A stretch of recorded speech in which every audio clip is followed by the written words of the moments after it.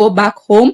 Another thing, we can start putting pressure on specific CSs to be Wafu, to example, the one for health. Currently, I don't think she's doing anything. For her, ni kuongea tu anaongea.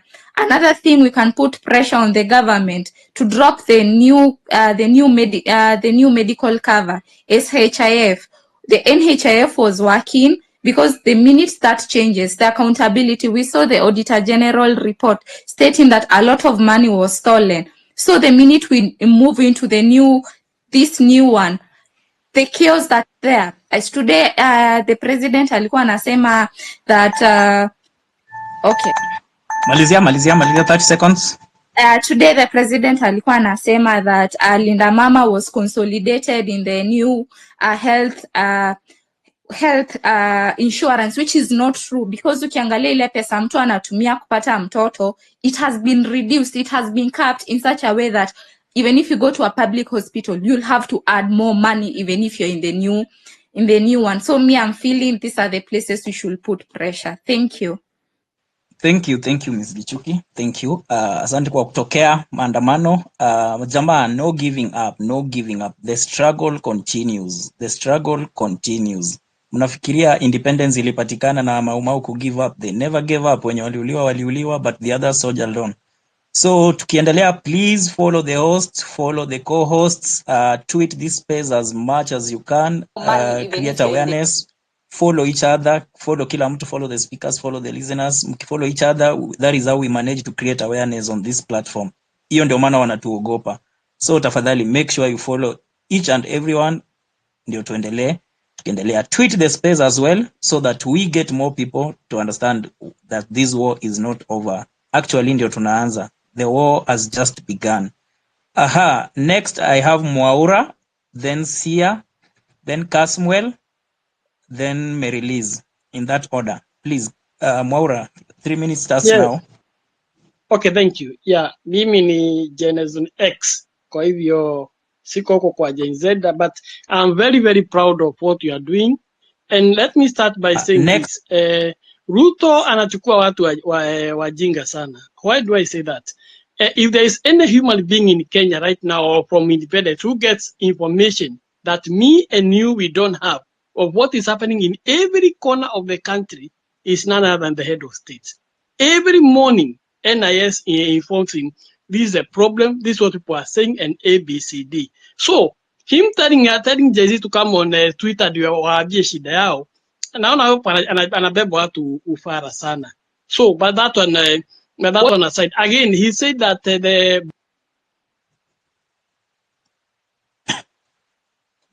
it was some gangsters who snatched a rifle or a firearm from a police officer and used it.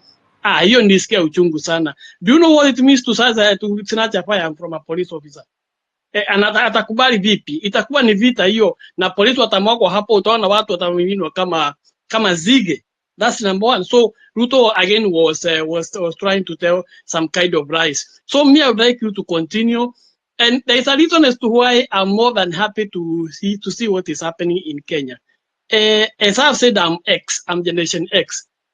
Those people of us who are outside the country, we are looking at what is happening, because there are some of us who are investors outside the country, and we would like to come back home and invest there and give these young people employment and such and such. But with the hostile investment climate that is in Kenya now, you cannot bring your dollars in, definitely in Kenya right now. There is nothing, no initiative that can force tell an investor or encourage an investor to come and keep his or her money there at home. So I thought that, and in order to address what is happening in Kenya, one of the key things that has made the GC to be on the street is lack of employment and corruption.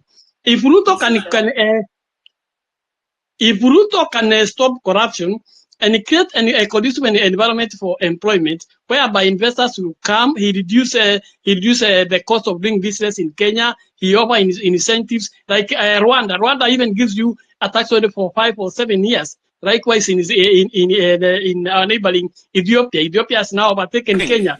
Last year, Ethiopia attracted over $3 billion in foreign direct investment. It has overtaken Kenya. Why? Because despite the problem that are in Ethiopia right now, but they offer a lot of incentive. You can get 5-year holiday, tax holiday in the, for what the kind of money you put. If you put more, let's say 50 or 100 million US dollar or 200, you can get, let's say 7 years, even up to 10 years in tax holiday. And you know, with these tax holidays, the workers who work there, they pay PSU and everything. It's only the corporate tax that you don't pay. So thank you, Gen Z. Continue, keep the fight. Tutapambana na tunawaangalia. Tunataka turudi nyumbani tufanye kitu ndio pia nyinyi msaidike. Asante sana. Keep the fight. Thank you. Venye Mwaura amesema ni tutapambana. Venye Bwana Mapambano used to say. Sia.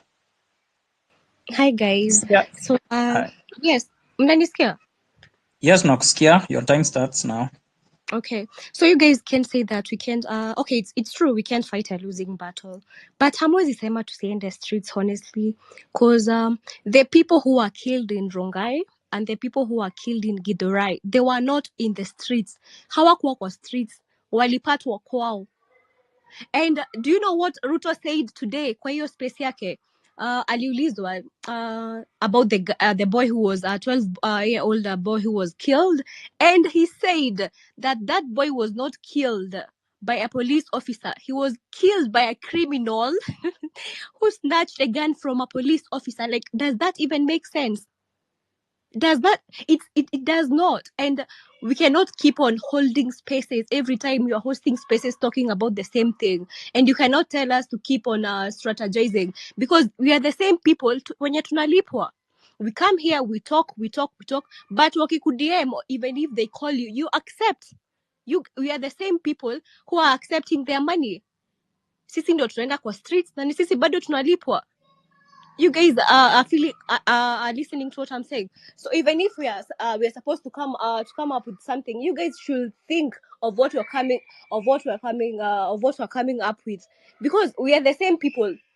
And yes, money is good, but don't you guys think when you're collecting that money, don't you guys think about the lives that the people lost? And I will say this to this Kasutis guy. Nobody was abducted, and he can say that isipokuwa ni guilty yake inaweza mkula. He can say that he was not abducted by anyone. They're just chasing clouds, and those who are abducted, akina Osama Otero, they have been paid. You guys understand? So like, you cannot be chasing clouds by saying that you are abducted or whatever. Like, and you guys need to respect each other.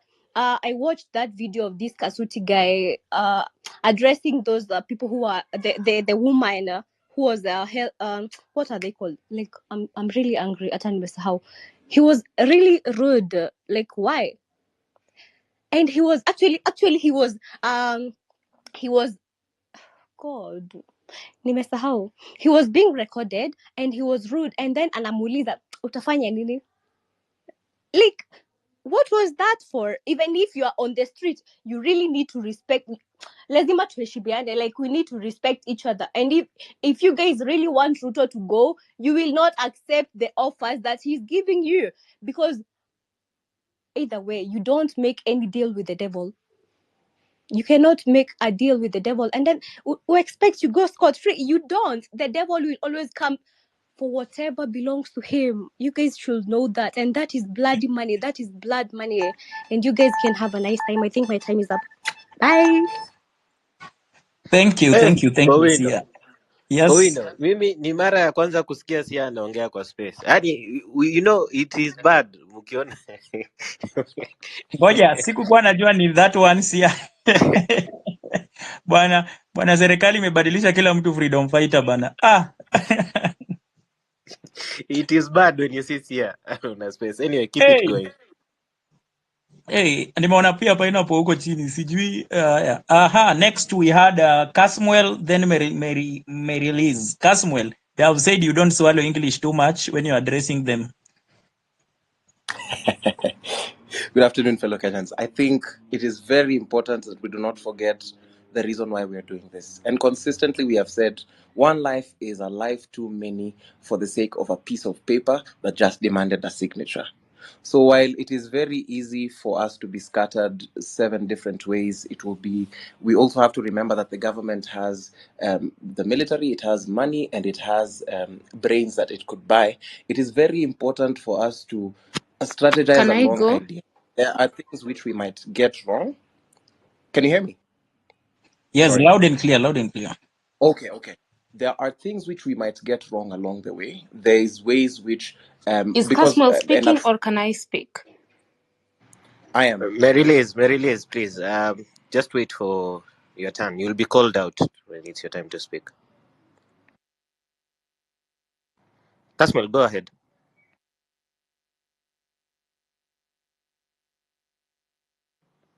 Kasmal, unmute yourself and then Oh, go. sorry. I was saying that we need to remember that the state's sole agenda is to divide us and to remain in power. That is why we might be scattered along several things, but it is important for us to consistently come and press for good governance. Whatever it is that we're doing is not comfortable. There is no benefit we are getting if IEBC is reconstituted because it is hard for us to even raise the money and those kinds of things. But I need to remind us that we could even get a presidency without touching any of the bases. Because remember, President Ruto became president with 7.1, Raila lost with 6.9. But the youth who are eligible for voting, there's a voter block of 8 million people that we still can reach. We still can reach with our smartest minds. We still can reach with our best ideologies. Remember, we have lost over 30 people and over 200 people who have been badly injured and wounded. There's a person who's never gonna walk again because we are in the streets. And remember, as young people, we are not trained soldiers. None of us here, I don't know, personally, I've never been trained that this is what you do when you hear gunshots around. It's very hard when tensions are high, mistakes are bound to happen. But I think our common enemy is bad governance and graft. These are people who have the blood of our brothers and sisters in their hands. Rex has been buried today. There's people who I met here on Rex Kanyike Avenue, a brother which we will never see again because he put his life on the line. So while yes, Twitter banter is nice and it feels like it's the thing that fuels us, let us not be lost as that generation that only says fuck, that only says dinywa and whatever. We also need to come very clearly to articulate the issues we want to articulate. Kasimwel, hebu ngoja. Angalia, somebody is being buried today. Now, the person that I've put a tweet here, Upper Drew. Please, guys, give your thoughts about that. The person who was saying, our brother, my brother, this, that, the other, do not bring that Jama up. I don't know, somebody's calling him president. Let me see your president, Yangu, and I'll say it. I don't care whoever's calling him president. And then today, of all the days that comrade is being buried, you host the same devil that put him on the ground. Go on, man. I understand how painful that is, and it's enraging that even amidst all this, the government is still doing that thing for Nimesema, tutatenda, tutareconstitute. This is my vow to you. We've not found ways the government is going to compensate the families. They have not being given state burials. You'll tell me it's unconstitutional, but so is this current government. That's why I'm telling you, regardless of what it is that you feel, there will be fatigue, there will be mistakes, there are things we might get wrong, but remember, we are the first of our generation to do this. There's no blueprint we have that we are going to follow. So please, if at all, I know it might be fatiguing and you might look around and say, oh, the other space has more people. Remember that it is still very possible, because if anyone has been on the ground, if you've seen the atrocities, if you've seen somebody being shot, man, there's nothing beautiful about it. There's nothing safe about wanting to go and see that again. That's why we have to occupy everywhere. We have to articulate our ideas clearly so that when people come, they won't just laugh at us as they've been saying, oh, we told you this leaderless thing was a farce. It's a thing which has helped us to be accountable. We are now burdening we're burdening Hanifa to handle millions of things which the state should have been doing. We are burdening medics for Kenya to organize the biggest hospital on a volunteer basis, which the